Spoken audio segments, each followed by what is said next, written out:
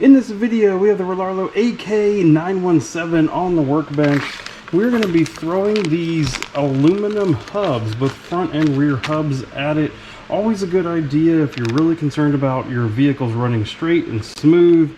Bearing life is this is one of the few pieces of aluminum you really do want to put on almost every RC car.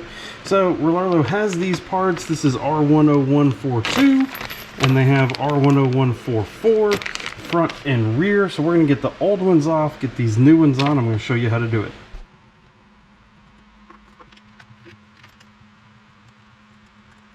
To get started here on this hub, we're going to pop off this hex, and then we're going to unscrew this top, bottom, and then the turnbuckle right here, paying very close attention to where it's actually screwed in as we do it, orientation and everything like that, so that we can mimic that with the new one. With the hex off, this will just slide right out, that CVD will slide out, and then we will need to use either an awl or something like that to help push these bearings out. Looking at the new parts, I cannot tell any difference left versus right, so it looks like we can just universally use them. That is nice. I'm going to compare them versus what I see here. And it looks like those are still, again, about the same. So I'm pretty happy with that. I'm not seeing any difference. So we're going to slide the bearings in.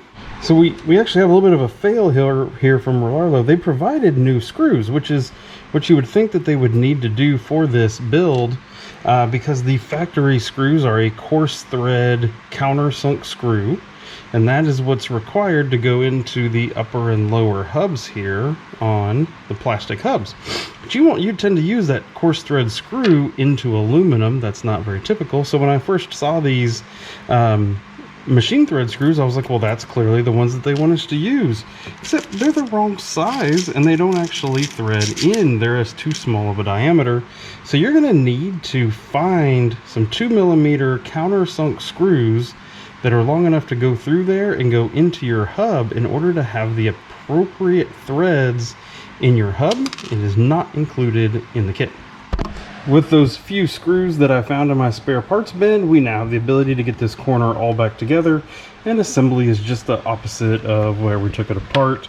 Please note that you are putting metal screws into aluminum now, which means you do need to use some blue Loctite. I use this Permatex, it works great.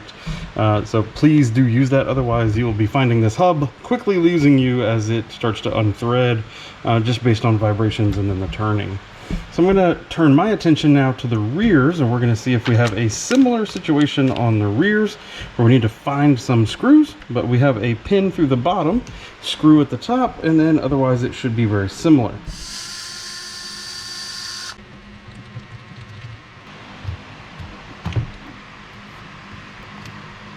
The rears are very similar to the fronts. It looks like they are universal side to side, no difference there.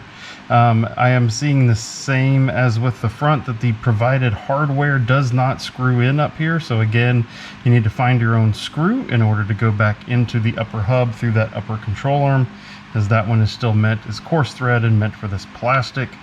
Otherwise, the bearing swap is just the same as what you saw on the front side. Getting those bearings in there, diff cup goes in very easy.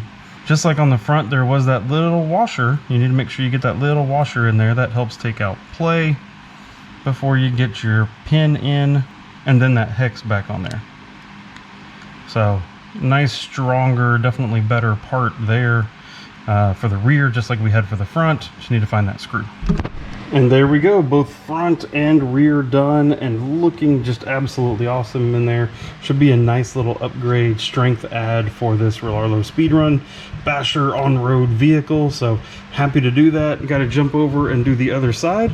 I just need to make sure that I can find 6 screws so that I can actually assemble it. I hope this was useful for you. There is more to come on this vehicle, so if you are curious, I will have other videos coming up in a playlist over here to your right. If you have any questions about it, feel free to drop down in the comments below and let me know, and I'll help you in any way I can. Thank you, and goodbye.